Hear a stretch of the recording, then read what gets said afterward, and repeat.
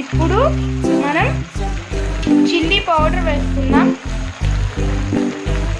Chilli powder వేసుకొని mix చేసుకోవాలి బాగా. చిల్లీ పౌడర్ కొంచెం, కొరియాండర్ పౌడర్ కొంచెం వేసుకొని మిక్స్ చేసుకోవాలి బాగా.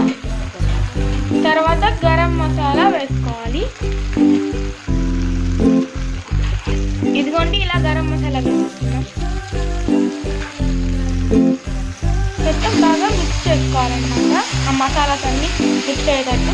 ఇదిగోండి, ఇలా మసాలా అంతా కుక్ అయింది కదా. ఇప్పుడు మనం వాటర్ వేసుకుందాం. కొంచెం వాటర్ వేసుకోవాలి. తర్వాత బాగా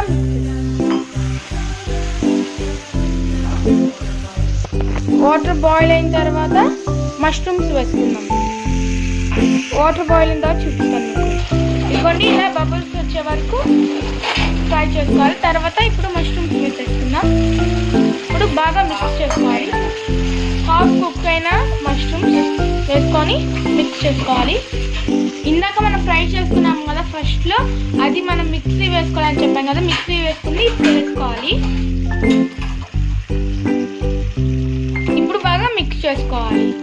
ఇదిగోండి ఫ్రెండ్స్, ఇలా మష్రూమ్ అంతా బాయిల్ అయిన తర్వాత ఆయిల్ బబుల్స్ లాగా వచ్చి ఆయిల్ వస్తుంది అనమాట.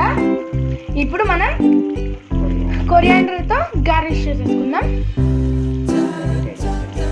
మన మష్రూమ్ కర్రీ రెడీ అయిపోయింది. Emmy mushroom masala curry ready అయిపోయింది. మా వీడియో కనుక నచ్చినట్లయితే లైక్ చేయండి, షేర్ చేయండి, కామెంట్ చేయండి, తప్ప సబ్స్క్రైబ్